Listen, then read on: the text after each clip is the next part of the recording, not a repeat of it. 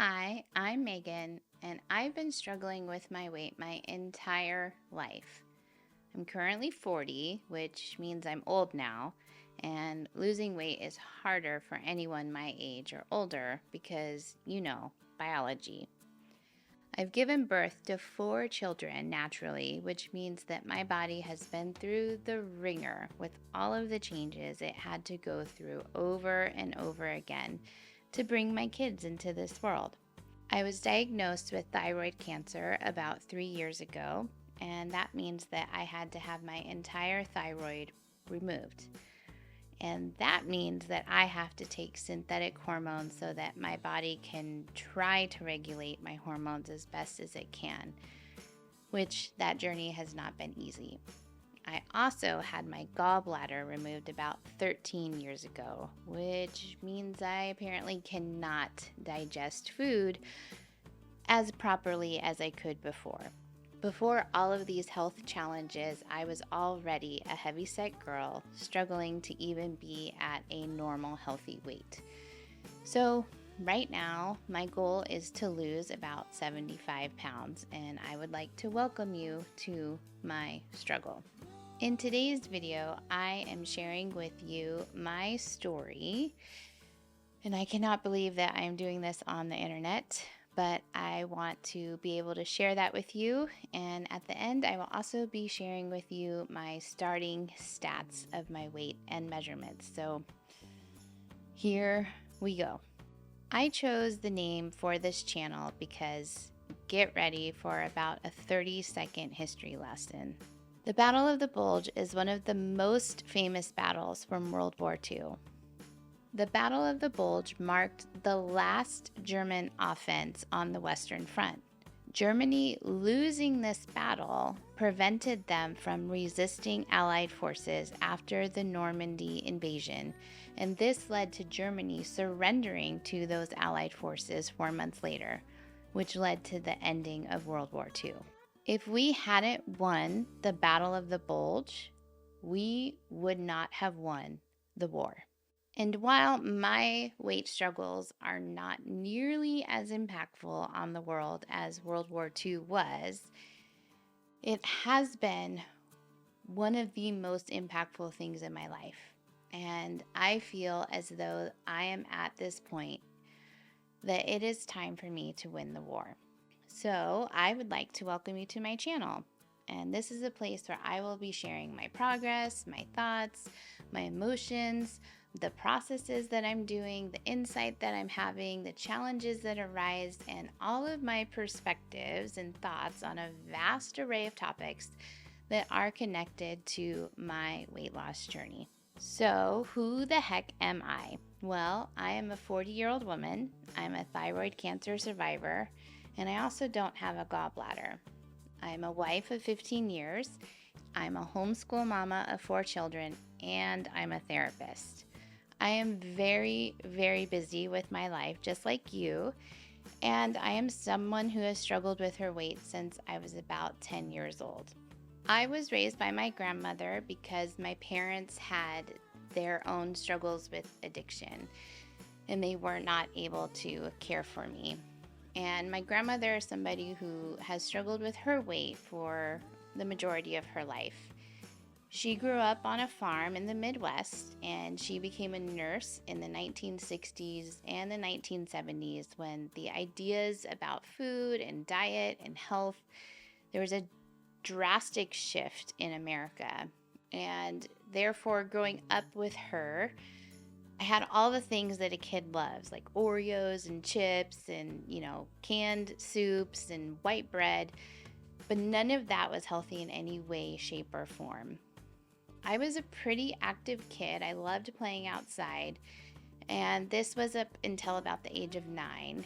Our neighborhood started going downhill, and my friends started moving away, and so that led to me not having the people or the kids to play with anymore as I was growing up.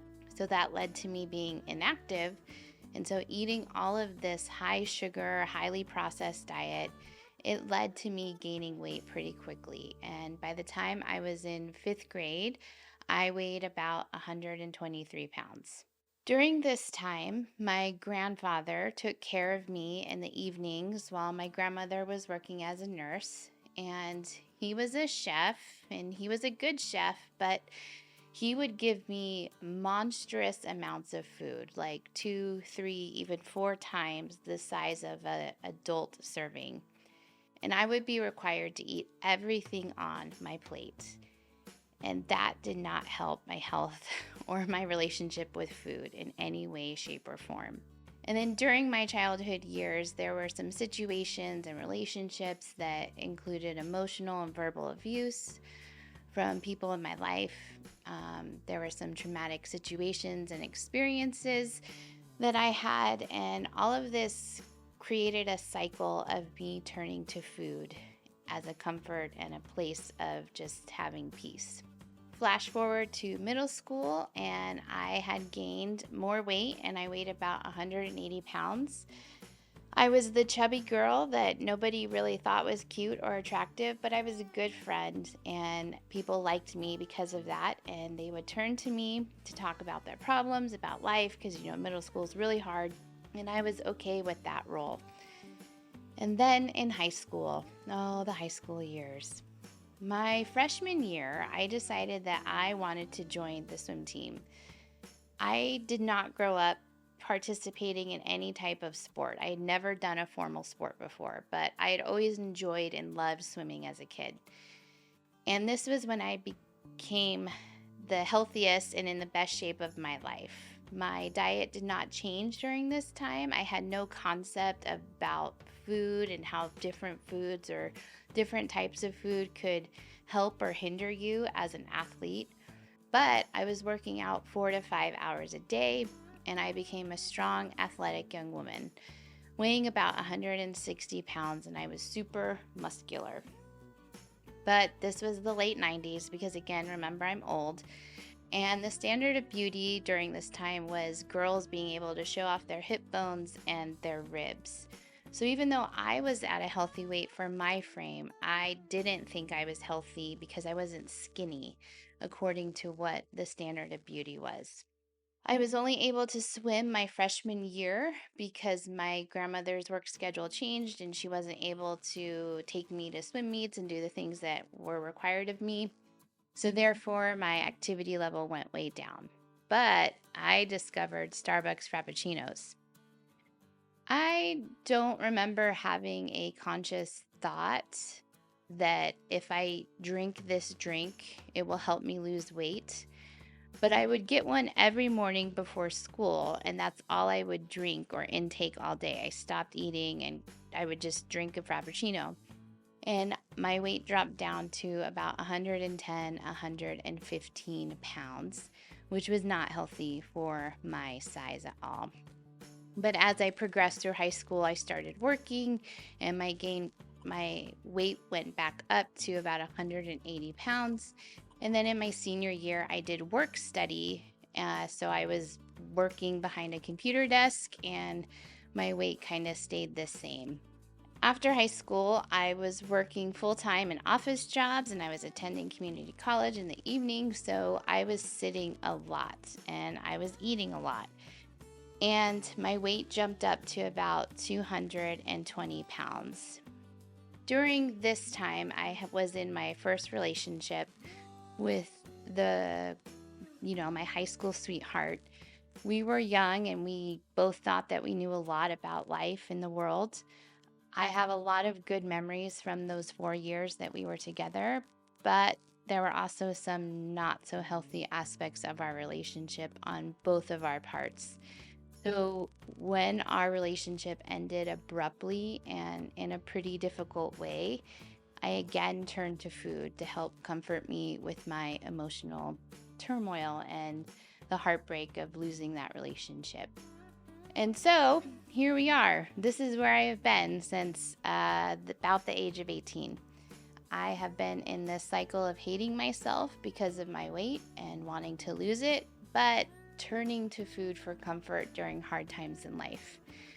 And since the age of 18, I have tried it all. I've tried calorie restriction, Weight Watchers, low carb, keto, carnivore, diet pills, cleanses, and I am still struggling.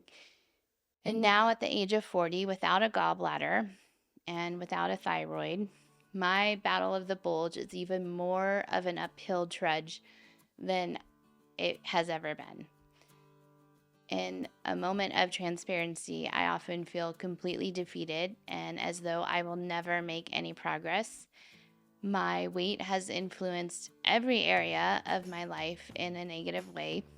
It has impacted my relationships, especially my marriage, including the intimacy with my husband, the relationship with my children, the ability to capture and make memories with them. And it is something that if I don't win this war, that will continue to bring disaster to my body and to my life. I've already lost my gallbladder and my thyroid. And if I don't figure this out, I am on a path to have diabetes and heart disease and all of the complications that come with these diagnoses. I share all of this because I am hoping it may help someone who shares a similar struggle, that they know they are not alone and that there are people who understand their struggle and that we can figure out a way to find health in our journeys.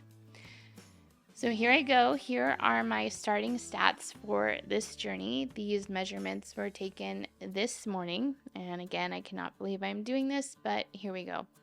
My starting weight is 220 pounds, or I should say 220.3 pounds. And for my measurements, we measured my neck, which was 15 and a half inches. My left bicep was 15 and a quarter inches. My bust was 41 and 3/4 inches. My waist was 37 and a half inches. My belly button was 40 and a half inches. My hips at the widest part were 49.5. Left thigh was 29 and 3/4, and my left calf was 18 inches. I want to tell you that I don't have the answers and that I wish I did. I so wish that I was at a place where I could tell you that I did it, that I have beat the battle of the bulge, but I am hoping to find some answers and to share them with you on this journey. And so I hope this video and sharing a little bit about my story encourages you and helps empower you on whatever your health journey is. This is a place that I hope to show you and to show myself that we can beat the battle of the bulge and that our greatest struggles can become our strengths. Thanks for watching, and I look forward to seeing you again soon.